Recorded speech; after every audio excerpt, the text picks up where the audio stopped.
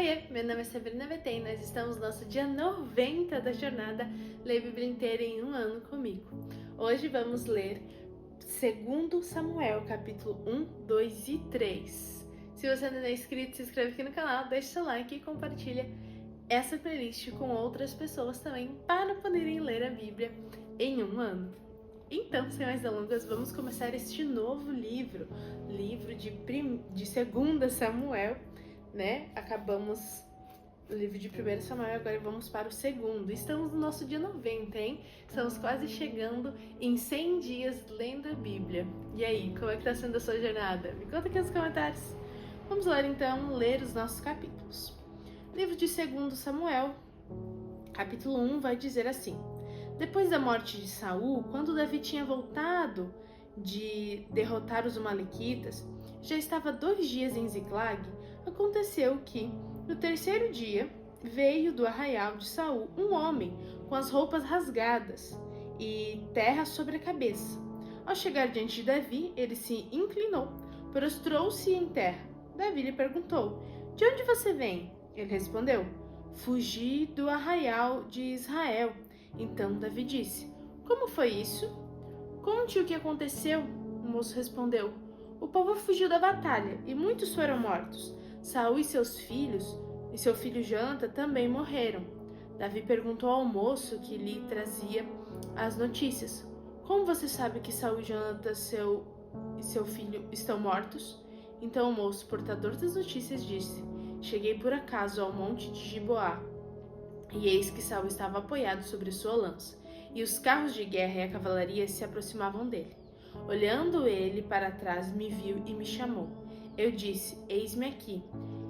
Ele me perguntou: Quem é você? Eu respondi: Eu sou amalequita. Então ele me disse: Vem aqui e me mate, pois me sinto vencido de Caibra. Não entendi. Gente, eu não sei o que tá escrito aqui. É cãibra? Não sei. Não sei. Vamos seguir a vida. Então embora ainda esteja bem lúcido. Então me aproximei dele e o matei, porque eu sabia que ele não viveria depois de ter caído. Peguei a coroa que ele tinha na cabeça e o bracelete e os trouxe aqui ao meu senhor. Então Davi rasgou as suas próprias roupas e todos os homens que estavam com ele fizeram o mesmo. Prantearam, choraram e jejuaram até a tarde por Saul, por Jonatã seu filho, pelo povo do Senhor e pela casa de Israel, porque tinham caído à espada. Então Davi perguntou ao moço, portador das notícias: De onde você é? Ele respondeu: Sou filho de um homem estrangeiro amalequita. Davi lhe disse: Como você não temeu estender a mão para matar o ungido do Senhor? Então Davi chamou um dos moços e lhe disse: Vá até lá e mate-o. Ele foi e o matou, enquanto Davi dizia: O seu sangue caiu sobre a sua cabeça, porque a sua própria boca testificou contra você, dizendo: Matei o ungido do Senhor. Davi pranteou Saul e seu filho Jonatas com esta lamentação. E ele ordenou que se ensinasse aos filhos de Judá o hino ao arco, que está escrito no livro dos justos. A sua glória, ó Israel, foi morta sobre os seus montes, como caíram os valentes.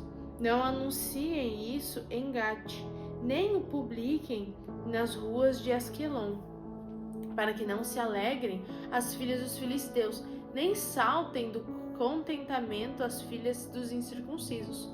Montes de Giboá, que sobre vocês não caia nem orvalho, nem chuva, nem haja aí campos, que produzam ofertas, pois neles foi profanado o escudo dos valentes, o escudo de Saul, que nunca mais será ungido com óleo.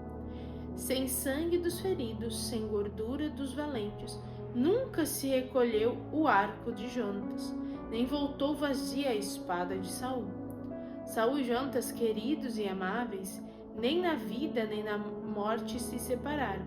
eram mais ligeiros do que as águias, mais fortes do que os leões. Filhas de Israel, chorem por Saul. Ele as vestia de rico escarlate e enfeitava com ouro a roupa de vocês. Como caíram os valentes no meio da batalha. Jonatas sobre os montes foi morto. Estou angustiado por sua causa, meu irmão Jonathan. Você era amabilíssimo para comigo. Excepcional era o seu amor, ultrapassando o amor de mulheres. Como caíram os valentes e pereceram as armas de guerra. Depois disso, Davi consultou o Senhor, dizendo: Devo ir a alguma das cidades de Judá? E o Senhor respondeu: Vá sim. Davi perguntou: Para onde devo ir? O Senhor respondeu: Para Hebrom. Davi foi para lá, levando consigo as suas 2 mulheres, Ainoã, a jezreelita, e Abigail, a viúva de Nabal, o carmelita. Davi levou também os homens que estavam com ele, cada um com a sua família, e eles ficaram morando nas aldeias de Hebrom. Então vieram os homens de Judá e ali ungiram Davi rei sobre a casa de Judá. Informaram a Davi que os homens de Jabes de Gileade tinham sepultado Saul. Então Davi enviou mensageiros aos homens de Jabes de Gileade para dizer-lhes: Benditos do Senhor sejam vocês por este ato de bondade para com o seu senhor, para com Saul, pois vocês o sepultaram. E agora que o Senhor use de misericórdia e fidelidade para com vocês, e eu também os tratarei bem por causa do que vocês fizeram. E agora sejam fortes e valentes, porque Saul, o senhor de vocês, está morto, e os da casa de Judá me ungiram para ser o seu rei. Abner, filho de Ner, capitão do exército de Saul, levou Isbosete, filho de Saul, para Manaim, e o constituiu rei sobre Gileade, sobre os Azuritas, sobre Jezreel, Efraim, Benjamim e sobre todo Israel.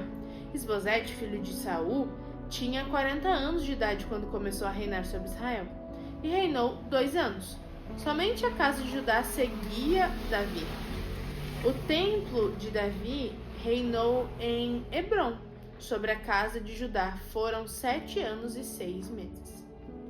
Abner, filho de Ner, e os homens de Isbosete, filho de Saul, saíram de Manaim e foram para Gibeão. Joabe, filho de Zeruia, e os servos de Davi também saíram, e os 2 grupos se encontraram perto da cisterna de Gibeão. Um grupo parou do lado de cá da cisterna, e o outro do lado de lá. Então Abner disse a Joabe: Que os moços se levantem e lutem diante de nós. Joabe respondeu: Está bem. Então se levantaram e avançaram em igual número, 12 de Benjamim, da parte de Isbosete, filho de Saul, e 12 dos homens de Davi. Cada um pegou o seu adversário pela cabeça, meteu-lhe a espada ao lado e caíram mortos juntos. Por isso aquele lugar foi chamado de Campo das Espadas. Fica perto de Gibeão. Houve um combate intenso naquele dia, e Abner e os homens de Israel foram derrotados pelos homens de Davi. Estavam ali os 3 filhos de Zeruia, Joabe, Abissai e Azael. Azael, que era ligeiro como uma gazela selvagem, perseguiu Abner, e a sua perseguição não se desviou nem para a direita nem para a esquerda. Então Abner olhou para trás e perguntou: É você, Azael? Ele respondeu: Sou eu mesmo. Então Abner disse: Desvie-se para a direita ou para a esquerda, agarre um dos soldados e pegue a armadura dele. Porém Azael não desistiu de perseguir Abner. Então Abner disse mais uma vez: Pare de me perseguir, do contrário vou ter de matá-lo. E depois como poderia eu olhar no rosto de seu irmão Joabe? Como Azael não quis deixar de persegui-lo, Abner o feriu na barriga, com extremidade inferior da lança, assim, né? Que lhe saía pelas costas. Azael caiu e morreu ali mesmo. Todos os que chegavam ao lugar em que Azael tinha caído morto paravam. Porém, Joabe e Abissai perseguiram Abner. O sol se pôs quando eles chegaram à colina de Amá, que está em frente a Gia, no caminho do deserto de Gibeão. Os filhos de Benjamim se reuniram em volta de Abner, formando uma só tropa, e se puseram no alto de uma colina. Então Abner gritou para Joabe: será que a espada vai consumir para sempre? Você não sabe que serão amargas as suas consequências? Até quando você vai esperar para ordenar o povo que deixe de perseguir os seus irmãos? Joabe respondeu: tão certo como vive Deus, se você não tivesse falado, só amanhã cedo o povo cessaria de perseguir cada um de seus irmãos.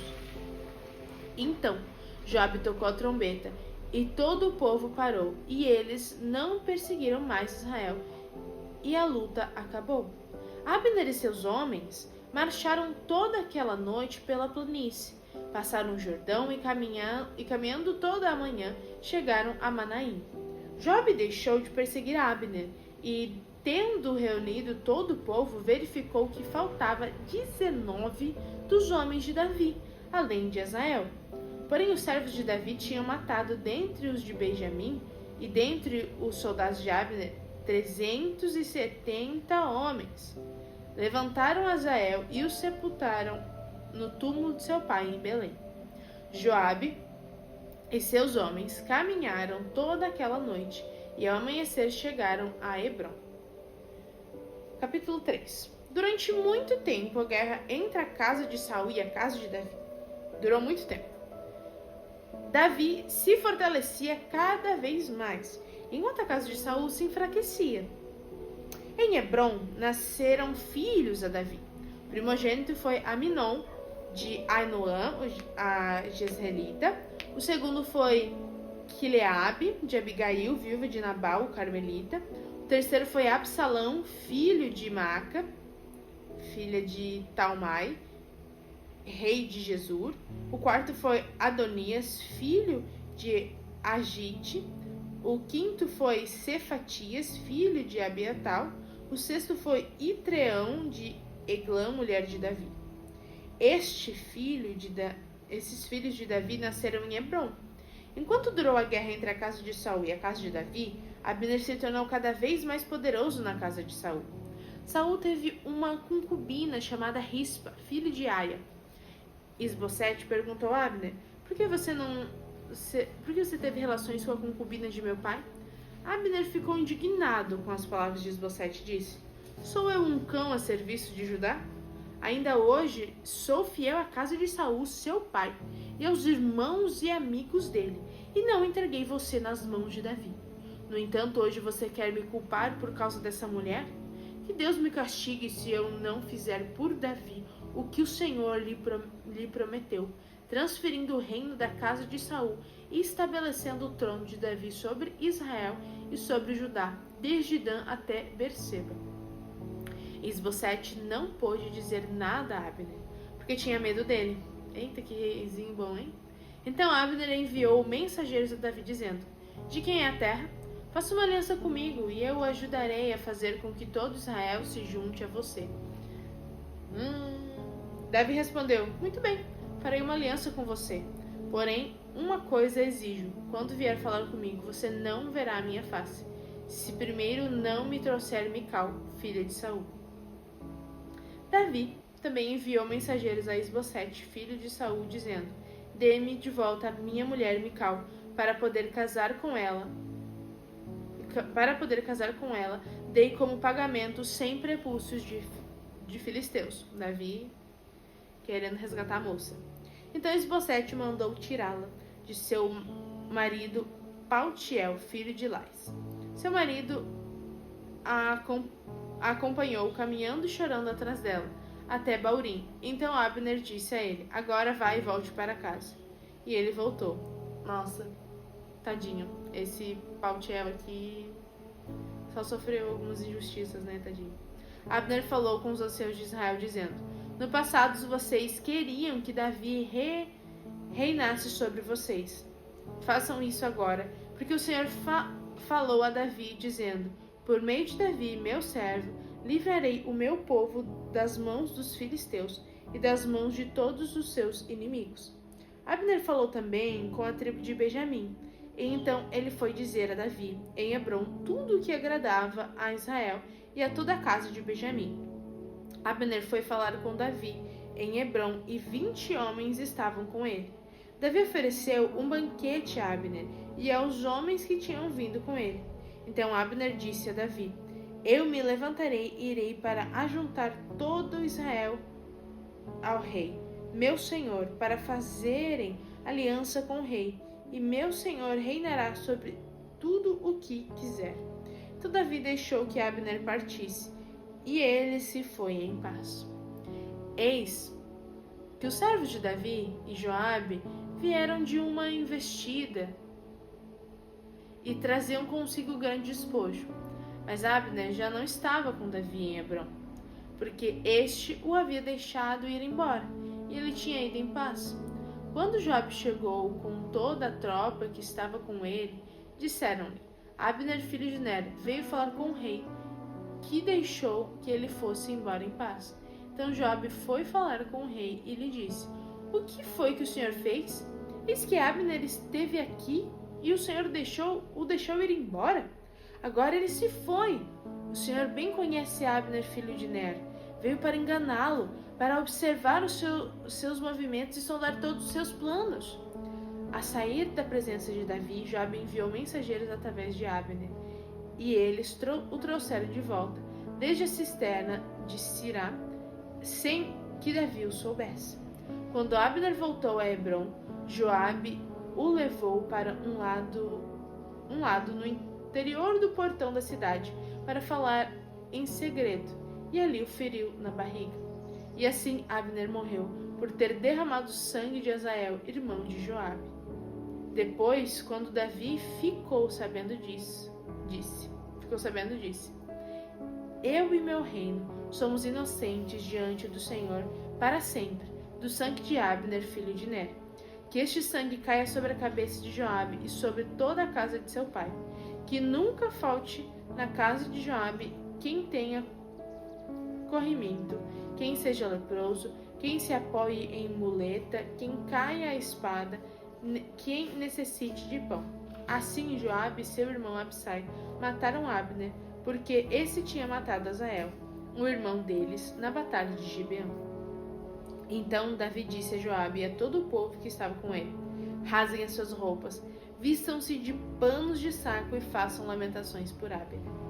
E o próprio rei Davi, seguindo o caixão, sepultaram Abner em Hebrom. O rei levantou a voz e chorou junto à sepultura de Abner, e todo o povo também chorou. E o rei fez a seguinte lamentação por Abner: porque Abner teve de morrer como se fosse um tolo. As suas mãos não estavam atadas, nem estavam acorrentadas aos seus pés. Você caiu como quem cai diante dos filhos da maldade. E todo o povo chorou muito mais por ele. Então todo o povo veio fazer com que Davi comesse pão, sendo ainda dia. Mas Davi fez este juramento: que Deus me castigue severamente se eu provar pão ou qualquer outra coisa antes que o sol se ponha. Todo o povo notou isso e aprovou essa atitude, assim como aprovava tudo o que o rei fazia. Naquele dia, todo o povo e todo Israel ficaram sabendo que o rei não tinha nada a ver com a morte de Abner, filho de Ner. Então o rei disse aos seus servos: Saibam que hoje caiu em Israel um príncipe e um grande homem. Hoje sou fraco, embora ungido rei. Estes homens, os filhos de Zeruia, são mais fortes do que eu. Que o Senhor retribua ao que fez este homem como ele merece. E é isso, essa é a leitura de hoje. Vimos a história ali onde Davi pranteou por algumas pessoas, né?